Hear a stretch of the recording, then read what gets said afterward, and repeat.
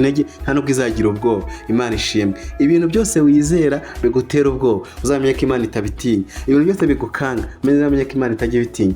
Byarutwa ko ibintu isi yose yahita yubika aho kugira ngo Imana yumve yagize ubwoba. Hari ikintu kimwe tuzamenya mu buzima, Imana nubona wowe ubwawe ujya ubura ibisubizo, ntuzibwire ko Imana ijya ibura ibisubizo.